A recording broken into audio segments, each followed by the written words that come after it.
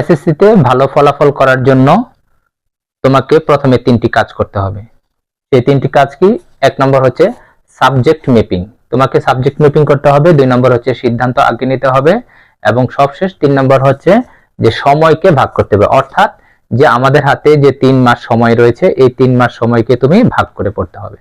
তাহলে এবার চলো একটু বিস্তারিত জেনে নিই সংক্ষেপে যে তোমাকে সাবজেক্ট ম্যাপিং, প্রথমেই তোমাকে কি করতে হবে? সাবজেক্ট ম্যাপিং করতে হবে। এর মানে হচ্ছে যে তুমি প্রতিটা বিষয়ে কতটুকু পড়েছো, তোমার কতটুকু পড়া হয়েছে, সেই পড়টা তোমাকে কি করতে হবে? পার্সেন্টেজ বের করতে হবে। যে এই যেমন ধরো বাংলায় কত পার্সেন্ট পড়া হয়েছে, ইংরেজিতে কত পার্সেন্ট পড়া হয়েছে, এরপরে গণিতে কত পার্সেন্ট, অর্থাৎ কোন কোন টপিক গুলা তুমি ভালো পড়ছো, এইভাবে তোমাকে ফাইন্ড আউট করতে হবে, পার্সেন্টেজ নির্ণয় করতে হবে।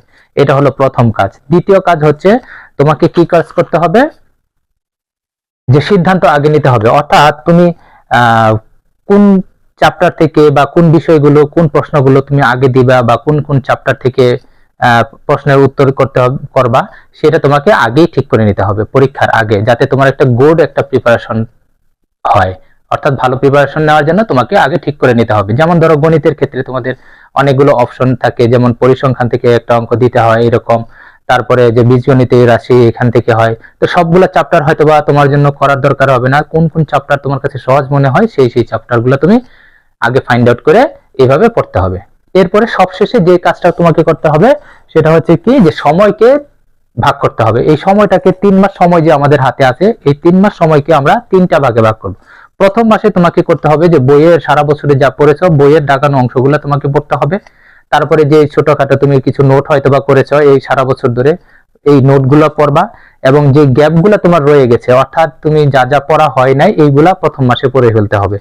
তারপরে এর পাশাপাশি তোমাকে একজনকে কি করতে হবে? মেন্টর ঠিক করতে হবে, অর্থাৎ একজন গাইডলাইনার তোমাকে ঠিক করতে হবে, যিনি তোমাকে সার্বক্ষণিকভাবে তোমার পড়াশোনার খোঁজ খবর নেবে এবং তোমাকে সহযোগিতা করবে। এরপরে দ্বিতীয় মাস তোমাকে কি করতে হবে? এক প্রশ্ন বিশ্লেষণ করতে হবে। অর্থাৎ যে তুমি ইতিমধ্যে টেস্ট পেপার হয়তো কিনে নিবা, এই টেস্ট পেপারের মধ্যে থেকে প্রশ্নগুলা কোন কোন প্রশ্ন বেশি আসার চান্স আছে সেগুলো একটু বিশ্লেষণ করতে হবে। এরপরে প্রত্যেকটা অধ্যায় থেকে কমপক্ষে 10 থেকে 15 মিনিট করে 10 থেকে 15টা সৃজনশীল এবং এমসিকিউ প্রশ্ন পড়তে হবে।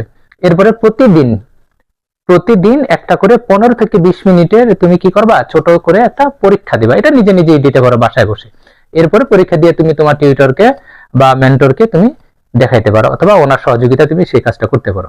এরপরে সবশেষে যে কাজটা হবে, যে তৃতীয় মাস, এই তৃতীয় মাসে তোমাকে টপিক